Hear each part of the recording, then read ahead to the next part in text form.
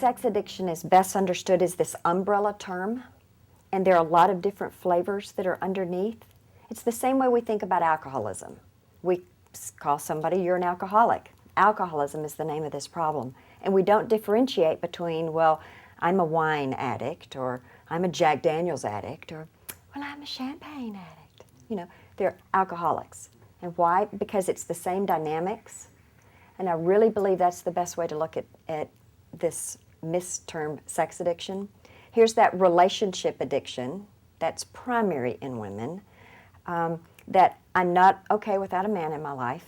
I'm going from relationship to relationship, looking for somebody else to make me feel whole. Okay? Her dynamic is really the same as somebody who's interested in just that hit, that rush, that neurochemical high of sex itself. They're both trying to get non-sexual needs met in a sexual way. It's the same dynamic, same problem. What we're understanding now about sex addicts is that we're really drug addicts, meaning sexual thought and sexual activity fires off all these neurochemicals in our brain, all the feel-good chemicals like serotonin and dopamine. It's a huge player in the pleasure center of the brain. Adrenaline that leap tall buildings at a single bound. And all those chemicals are getting fired off around sexual thought and sexual activity. And so the body will develop tolerance the same way we would with alcohol. It's going to take more and more and more to get the same result. And so literally, a sex addict can become addicted to her own brain chemicals. You know, I don't have to go do anything. I can just call up all these images in my brain, and I'm carrying this constant supply around in my head. So it's a very, very powerful addiction because I don't have to go and do anything else. I can literally just think. They can get triggered from our sexually saturated culture. You can't go to the grocery store and get out without getting bombarded with sexual pictures of standard magazines, you know, Cosmo, but even other standard ladies magazines. Here are all these sexual images. You can't go anywhere without the sexual images. And those things can be trigger enough. Just thoughts.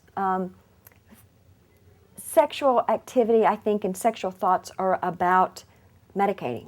So, meaning, I'm feeling lonely, I'm feeling not good about myself. Well, I'll see this guy across the grocery store aisle, and I'll think, you could make me feel better about me if you wanted me. And wanted me means not to get to know my heart as a person. Wanted me means, hey, honey, I think you're cool. You know, I'm sexually attracted to you. Then that would tell me that I'm okay. So just that quick, those thoughts come into our minds. And pornography is particularly addictive. We're coming to understand neurochemically in terms of the internet because it's more interactive. Pornography, as I'm, even just moving the mouse and calling up the images or in the sexual chat rooms, there's something interactive that's different than just looking at it printed on the page. And that feedback loop is extremely, extremely addictive. I think it's why the internet is the crack cocaine of sex addiction. It's the great accelerator. It's the supercharger because of this feedback loop. Recovery has got to be about putting positive things into your life. If our journey away from sexual sin is about all these things I don't do, I'm not going to be successful. Because if it's all about deprivation, that's been largely what our lives are like to start with. You know, as sexual trauma survivors, as people who have been abandoned of healthy love and nurture, I'm already so deprived. And now you tell me I'm going to deprive myself of this one thing that has been my solution to life's problems. I'm not going to do that long term. So instead, you're exactly right. I need that vision of where am I going? You know, what is God's plan for me? What is the ultimate fulfillment? And as I put healthy things back into my life, healthy connections, first with other women, healthy, boundaried, accountable connections with other men, certainly connection, of course, that's first with God. I find that putting those positive things into my life, that's the solution. Nothing less I will I've done lots of thinking, and I don't have it all formulated at all yet, about sexuality and spirituality. And it seems to me that it is in our sexuality that we're most connected to our spirituality. Those are most akin.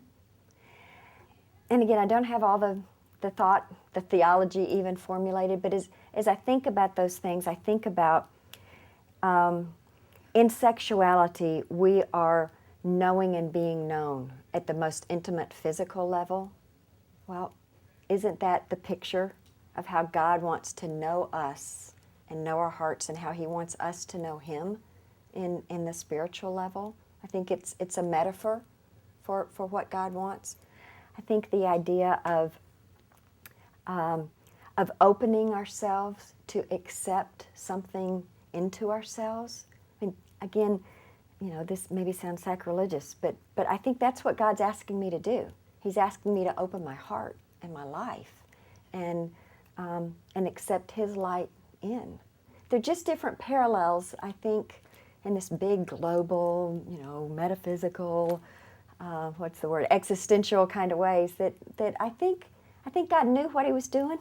Obviously, God knew what He was doing, but I think in the best way that sexuality can bring us closest to God. We've perverted it. We only achieve intimacy with God through beginning point with other people. I think we can only experience or come to understand what does it mean to receive God's grace by receiving it from other people. I mean, that's where it starts. I know that the first time that I poured out all this yuck in my life, I was suicidal. My life was totally destroyed. I had cervical cancer caused by a sexually transmitted disease. I knew my life was out of control. I knew I had to stop, and I could not stop. And when finally, just in despair, on my kitchen floor one summer morning, I picked up the phone and I called a girlfriend, and I just vomited out all this yuck in my life. I'm having this affair. It's not my first affair. That's really why I lost my first marriage. Here, this cervical cancer, it's really from an STD. I just poured out all this stuff. And I just expected, for her to judge me and condemn me. And I said, I really want to kill myself. And I don't think I'm really going to do it, but I just want somebody to know why. And she said, I'm so sorry. And I was just astounded. And she said, hang on, I'm coming. I'll get you help. And she did. And she came and she sat in my kitchen floor with me that day. And she helped connect me to a Christian counselor. And that was the first time I experienced grace.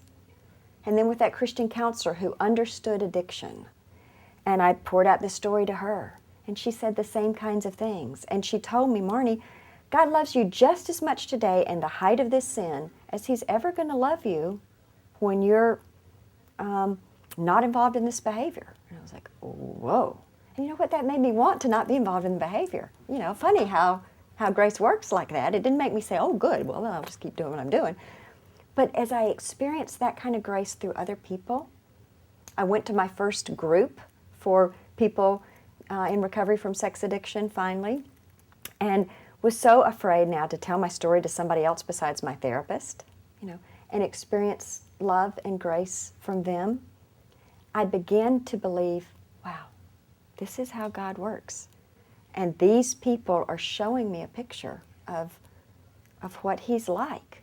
And as I became intimate in a healthy way, again with that girlfriend, with a counselor, a group of recovering women, a larger group ultimately of recovering men, and now a community of faith around recovery from sexual abuse and sexual addiction, and experience that intimacy, that's when I most feel God's presence.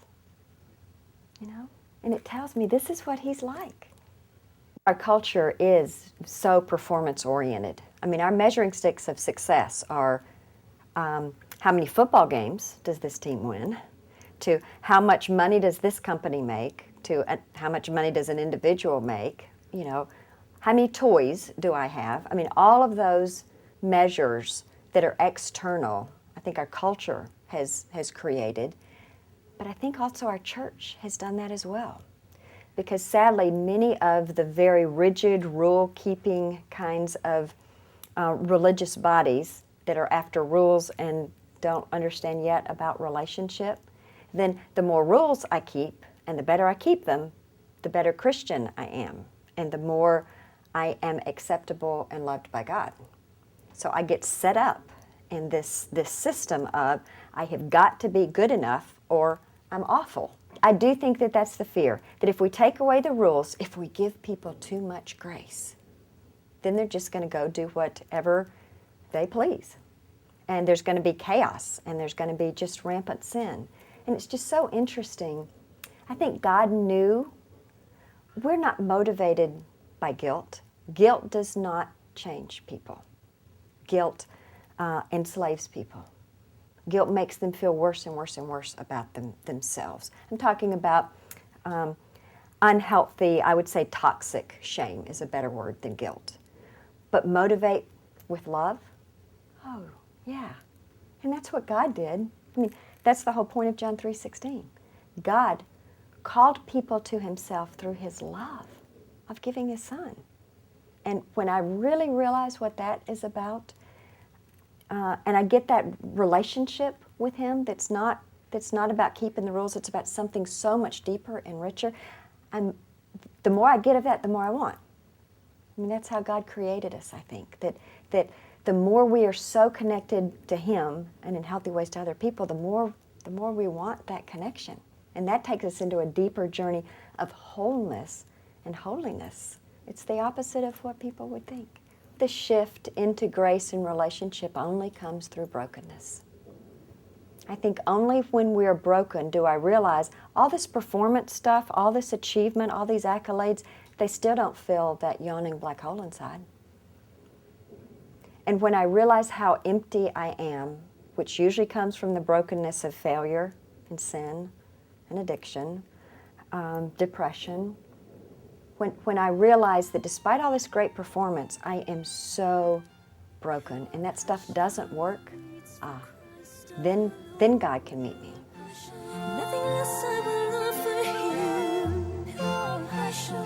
A healthy support group first is going to be a safe place. And that means there have to be boundaries. That means they're not unhealthy in the realm of sexual addiction recovery. They're not unhealthy sexual stuff going on between people in the group. There's accountability. But I think also a healthy support group is about the solution, not about the problem. It's really focused on the solution, on this is what works. This is the vision, this is where we want to go. And it's not a dialogue about here's all the bad stuff I've done or all the bad stuff I've done this week. It's focused on the solution. Now for women, to find a support group around sex addiction recovery is really, really hard. I know that when I finally was willing to go to a support group, which was almost a year into my own recovery, and when I was finally willing to do that and I walked into my first sex addiction fellowship, a 12-step group, it was me and 20 men. And I couldn't do that. At that point, I was still so new in the journey. In fact, I wasn't yet sexually sober. I was still returning periodically to an adulterous affair, still at that point. And probably the group was safe, but I wasn't safe. Meaning, I was too into, well, what do these guys think of me, and do I look okay? And I was still so much into my sickness. So I went back and I told my Christian counselor, I know I need that. That first hour in that first group, I felt like I was at home. I thought, these people understand me, but I can't do this vehicle yet. And so I did my early 12-step recovery work in a women's-only AA meeting. And it was women, so that was safer. And again, God is just so cool. The first sponsor that I got, in fact, she would still be my sponsor today, recovering alcoholic, woman who had 20 years of alcoholism sobriety at that point. And as I told her my story and said, I know that I'm in recovery from sex addiction, alcohol's not my problem. And I told her my story, and she said, Marnie, I'm a sex addict too. I just didn't know what to call it, but that's been my journey too. And I just thought, isn't God cool? You know, that he connected me with another woman who really understood my particular flavor of addiction. And so in that safety of learning to be intimate with other women, of seeing what a healthy group looked like, after a year or so I could go back to a sex addiction fellowship, and it was still me and 20 men, but I was safer. And that ultimately was really helpful to me, to learn in that kind of environment to see men as just men, just other hurting, wounded people on the journey, the same way that I was, and to learn myself not to objectify men, not to expect you're going to be my savior, to learn to have boundaried relationships, and it was very important. But for women to find a support group that is populated with at least some other women, I do think is really, really helpful, and probably where they need to start. And sadly, that's very, very hard to find still today. I am so blessed and humbled to direct a ministry called Bethesda Workshops. And Bethesda Workshops is a program, it's not a place, meaning we're based in Nashville, Tennessee, not in Bethesda, Maryland. And the program, again, grew out of my own journey. I had become associated with Dr. Mark Laser, recovering sex addict, Christian leader in this field, and working through his ministry, ironically, to help wives of male sex addicts in a workshop, a treatment kind of setting. And driving home one Sunday evening from participating as a group leader in one of those workshops for wives, it felt like God spoke to me, and I thought, with God's help, I could do this for women. I mean, women who are struggling themselves. There's nothing out there for women. And within, I think, 4 months, was able to offer the first treatment workshop for female sex addicts, and that was in 1997. And since then, the ministry has grown. Today, Bethesda Workshops encompasses all the populations who struggle with sex addiction, meaning men who personally struggle, women who personally struggle, spouses of those who struggle, and that's 99.9% wives, but there's some husbands who will come to the program, and then couples. So the program is expanded broader now than just for women, but my heart is so much for women who struggle with sex addiction. But Bethesda Workshops, it's called a clinical intensive, meaning it's just 4 days. It's Wednesday afternoon through Sunday afternoon. And the program is held just in a conference hotel in Nashville, Tennessee. But people come to us from all across the country, from Canada, rarely, but occasionally. We've had a couple of people from Europe. And they come, and in that 4.5 days, receive so much information about sex addiction, but especially about the roots of the problem, this intimacy problem, about what is the solution. But I think most importantly, because we are from a Christ-centered faith perspective, I believe that God really meets people there. And they begin, if they haven't already, to experience that different kind of relationship with God. And it also helps people get connected in community. Because again, isolation is such a part of this disease, this sin in our lives. I don't want anybody to know me, so I'm so isolated. And in a group setting, which is so much more powerful than working individually with a counselor, to be in group and receive the grace and the challenge from other group members, then I get hungry for that kind of connection. And so I'm more willing to stretch out of my fear, out of my comfort zone when I get home, and to try to get connected with a group. We've got a real comprehensive website, BethesdaWorkshops.org. Bethesda, B-E-T-H-E-S-D-A, workshops, plural with an S.org.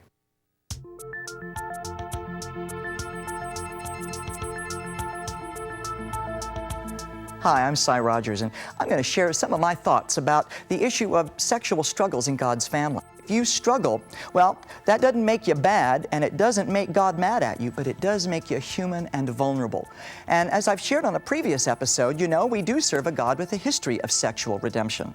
But I want to take a look right now in our time at some of the categories of problems in God's family. In fact, there are 5 of them. According to clinicians, there are 17 categories of sexual deviation. We're not going to go into all of that list, but you could lump it up into probably 5 key areas that I find in my years of pastoral ministry occur again and again and again among God's people. And so, category number 1, I call it the common problems. common problems such as adultery, where people today are not living by commitment nearly as much as they live by feelings. You don't have to be a rocket scientist to take a look at a soap opera and see the people breed like rabbits. And oftentimes, in spite of commitment, they find themselves attracted and they live by how they feel. And that's very easy to rationalize what you want when you live only by your feelings versus commitments. And of course, certainly it's more than just a black or white issue. There are varying shades of gray that set us up to violate our commitments. And so, adultery is a common problem, even in God's family today. But thank God we serve a God who knows how to address that concern and bring healing and restoration. I know some people who've even gotten divorced who later found the ability to heal and reconcile and go forward in a new season of marriage, having repaired those faulty foundations. Other people, their marriage may burn to the ground, but God can help the individual rebuild life and find purpose in God's family. Then, another problem within the common category, kind of a subset, in addition to adultery, there's the issue of premarital sex. There are many people today getting involved in sex before marriage, and that's true in God's family, where research shows that Christian young people are demonstrating a rate of sexual activity just about equal to the world. Now, being the father of an adult myself, I've had to navigate my own child through all the various risks, and I can empathize with the challenges that face this generation in our media civilization, where when you ask young people in surveys, why are you having sex before marriage, even evangelical young people will often begin to unpack this answer. Something like this will be articulated. Well, we didn't really mean to have intercourse, but on a date we started making out, that touchy-touchy, feely-feely, and one thing kind of led to another, as it always does. And so even though they knew better than to have intercourse, the fact that they thought on a date they were entitled to making out and getting physically intimate apart from intercourse just paved the way to intercourse. In fact, that touchy-touchy, feely-feely we call making out is really what would be defined as something else. Listen to the description. Physically intimate, sexual contact, apart from intercourse, the purpose designed to stir you up and turn you on. Now, that's not just making out. That's the working definition for foreplay. And the point of foreplay is to pave the way to go all the way. So what we have are many young people, even Christians, thinking that they're entitled to make out when actually we call it foreplay, and it's no wonder they end up going all the way. Now, if that's you and you've crossed the boundaries and you've gone too far, I just want to encourage you that there's a God who forgives, who is abundant in mercy, and His understanding of our human frailties is clear. And if it's not been clear to you that He can wash you, even if you're not a virgin anymore, even if you went further than you thought, God would like to teach you how to get back in boundaries and regain dignity and self-control, put the past in the past, and move forward with new opportunities today. Also, I find that when a lot of young people get involved in sex out of marriage, they will often say, well, isn't that what you're supposed to do? Isn't that what normal guys and girls do? And that tells me you're listening to world culture, not God culture. And whenever young people say, well, how far can I go on a date? I'll tell you how far I think you should go. If you can't do it in front of your mommy and daddy, why are you doing it at all? And you know what? Very often they laugh at me because what they think I've said comes from Mars, which goes to show you that they've been brooding the stew of modern culture far more than they've been listening to God and His standards. And so it's true that by the time an American kid's 16, they've probably watched about 11,000 hours of television. That may be different to varying degrees around the world, but it's all true. We drink our brew from that stew of world culture, and we can't deny how it affects us. Kind of like a fish in the water doesn't always know it's wet. We get propelled along by these currents of culture that can lead us down the wrong path. And so if you have found yourself being involved in too much touch outside the boundaries, if you have a history where you've done things that now you realize, I missed the mark, we serve a God, again, who's quick to forgive, help us to regain dignity and self-control, and maybe you need to work on that and get some accountability. But the bottom line is we serve a God who is merciful and redemptive. And don't let this take you from God, let it push you to Him, that you can know the assurance of His love and that He'll take every mistake you've made and make it work for good. And then let's get on a campaign to educate our people a little better, that we can choose better and walk better and not just mop up a mess, but help prevent it as well. That's my thoughts about that.